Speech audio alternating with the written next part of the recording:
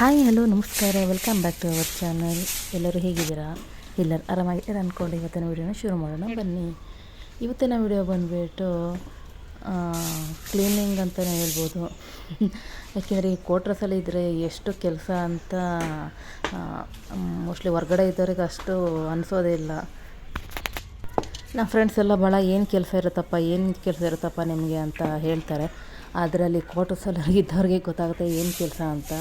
ಏಕೆಂದರೆ ಸಾಮಾನ್ಯವಾಗಿ ಈ ಕ್ವಾರ್ಟರ್ಸ್ಗಳಲ್ಲೆಲ್ಲ ತುಂಬಾ ಮರಗಳಿರುತ್ತೆ. ಎಲ್ಲ ಕಡೆನೂ ಅಷ್ಟೇ, ಈ ಕ್ವಾರ್ಟರ್ಸ್ ಅಂದ್ರೇ ಹೆವಿ ಮರಗಳಿರುತ್ತೆ.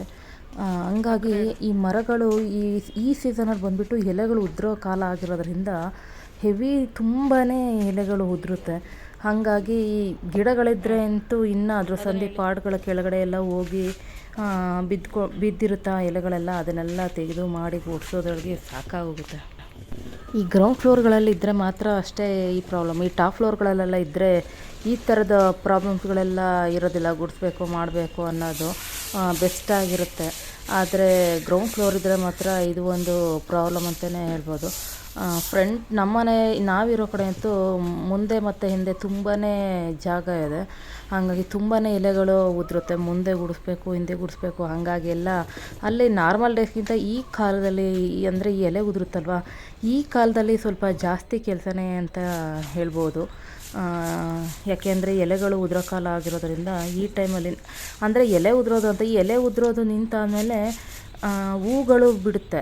ಆ ಹೂಗಳು ಉದುರಿ, ಹಳೆ ಹೂಗಳಿರುತ್ತೆ, ಅದರೆಲ್ಲ ಉದುರಿ ಹೂಗಳು ಅಂದರೆ ಇಲ್ಲಿ ಇದೊಂಥರ ಏನು ಮರ ಅಂತ ಇದೆ, ಹೆಸರು ಗೊತ್ತಿಲ್ಲ.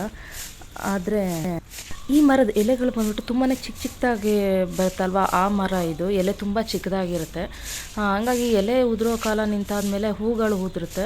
ಆ ಹೂಗಳ ಜೊತೆಗೆ ಅದ್ರದ್ದು ಕಾಯಿಗಳು ಉದುರುತ್ತೆ. ಕಾಯಿಗಳಂದರೆ ಅದು ಸೀಗೆಕಾಯಿ ಥರ ಅಂಟು ಥರ ಇರುತ್ತೆ ಅದ್ರದ್ದು ಕಾಯಿಗಳು. ಅದೆಲ್ಲ ಟಪ ಅಂತ ಶೀಟ್ಗಳ ಮೇಲೆ, ಶೆಡ್ ಇದೆ ಮುಂದ್ಗಡೆ, ಕಾರ್ ಶೆಡ್, ಅಲ್ಲೆಲ್ಲ ಬೀಳ್ತಾ ಇರುತ್ತೆ. ಹಂಗಾಗಿ ಎಲೆ ನಿಂತ ಮೇಲೆ ಹೂವು ಮತ್ತು ಕಾಯಿಗಳದ್ದು ಸಾಮ್ರಾಜ್ಯ ಅಂತಲೇ ಹೇಳ್ಬೋದು. ಅವಾಗ ಅದ್ರದ್ದು ಗುಡಿಸೋ ಟೈಮ್ ಬರುತ್ತೆ. ಜಸ್ಟ್ ಗೇಟಿಂದ ಆಚೆ ಗುಡಿಸಿದ್ರೆ ಸಾಕು, ರೋಡ್ ಗುಡಿಸೋರು ಬಂದುಬಿಟ್ಟು ಅದನ್ನು ತೊಗೊಂಡು ಗುಡಿಸ್ಕೊಂಡು ಕ್ಲೀನ್ ಮಾಡ್ಕೊಂಡು ಹೋಗ್ತಾರೆ, ತೊಂದರೆ ಏನಿಲ್ಲ. ಇವತ್ತು ಸ್ವಲ್ಪ ಕಮ್ಮಿನೇ ಅಂತಲೇ ಹೇಳ್ಬೋದು. ಯಾಕೆಂದರೆ ನಾನು ಫಸ್ಟೇ ಮಾಮೂಲಿ ಫ್ರಂಟಲ್ಲೆಲ್ಲ ಗುಡಿಸಿದ್ದೆ. ಆದರೆ ಆಮೇಲೆ ಅನ್ನಿಸ್ತು, ಹೆಂಗಿರೋ ಮಕ್ಕಳಿಗೆ ರಜೆ ಇದೆಯಲ್ಲ, ಅವರು ಇದ್ದಾಗ ಅಂದರೆ ಪಾಟ್ಗಳಕ್ಕೆಲ್ಲ ಎತ್ತಿ ಅದರ ಕೆಳಗಡೆ ಎಲ್ಲ ಕ್ಲೀನ್ ಮಾಡಿಕೊಂಡ್ರೆ ಸ್ವಲ್ಪ ಈಸಿ ಆಗುತ್ತೆ ಅಂತ ಆಮೇಲೆ ಮತ್ತೆ ನಾನು ಗುಡಿಸಿ ಮಾಡಿದ್ದು ಅದನ್ನು.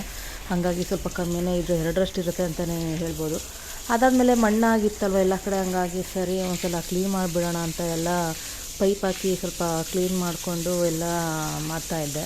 ಆಮೇಲೆ ಗಿಡಕ್ಕೂ ಸ್ವಲ್ಪ ಬೇಸಿಗೆ ಕಾಲದಿಂದ ಸ್ವಲ್ಪ ನೀರು ಹಾಕಿ ಎಲ್ಲ ಮಾಡಿದೆ. ಡೈಲಿ ಏನು ಪೈಪ್ ಹಾಕೋಕ್ಕೆ ಹೋಗೋದಿಲ್ಲ, ಯಾಕೆಂದರೆ ಈ ಬೇಸಿಗೆ ಕಾಲದಲ್ಲಿ ನೀರನ್ನು ವೇಸ್ಟ್ ಮಾಡಬಾರ್ದಲ್ವ. ಹಾಗಾಗಿ ಬಕೆಟಲ್ಲಿ ತಂದು ಹಾಕ್ತೀನಿ. ಆದರೆ ಇವತ್ತು ಸ್ವಲ್ಪ ಜಾಸ್ತಿ ಮಣ್ಣಾಗಿತ್ತು ಅಂತ ಈ ಥರ ಪೈಪ್ ಹಾಕಿ ತೊಳಿತಾ ಇದ್ದೀನಿ. ಈ ಥರ ತೊಳೆದ್ಬಿಟ್ಟು ಆಮೇಲೆ ಒಂದು ರಂಗೋಲಿ ಹಾಕ್ಬಿಟ್ಟು ಮಾಮೂಲಿ ಟಿಫನ್ ಮಾಡಿ ತಿಂದು ಇವತ್ತಿಂದು ಇಷ್ಟು ನಂದಾಗಿತ್ತು. Thank you.